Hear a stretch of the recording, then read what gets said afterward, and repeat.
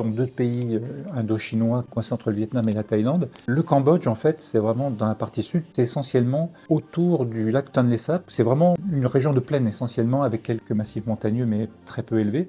Alors que le Laos, donc c'est tout en longueur, depuis la frontière chinoise jusqu'au Cambodge, le long du Mékong et ses affluents, donc essentiellement donc, la plaine du Mékong et de nombreuses régions de montagnes tout autour, drainées par ces différents affluents. Le Laos est quand même plus montagneux, plus étiré, plus grand et beaucoup moins peuplé que le Cambodge. Les gens qui sont plus intéressés par le côté culturel vont plutôt choisir le Cambodge. C'est là qu'il y a les vestiges des temples d'Angkor et c'est le côté aussi un peu immersif, paysan dans les régions plutôt rurales qui sont autour du lac Tonlé Sap, qui est le poumon du Cambodge. Les gens qui veulent faire plus des randonnées vont plutôt choisir le Laos, ceux qui veulent faire plus des immersions chez les différents peuples vont plutôt choisir le Laos. Alors ils se complètent justement très bien, puisqu'en fait c'est vraiment le Mékong qui sert de lien entre les deux. Donc une découverte du Laos puis du Cambodge, ça coule presque de source. C'est dans la continuité en fait. Une fois qu'on est au sud du Laos, il faut qu'on remonte pour quitter le pays, pour prendre un avion, alors qu'on peut traverser la frontière terrestre et arriver directement sur le Cambodge pour découvrir les temples d'Angkor et d'autres régions du Cambodge.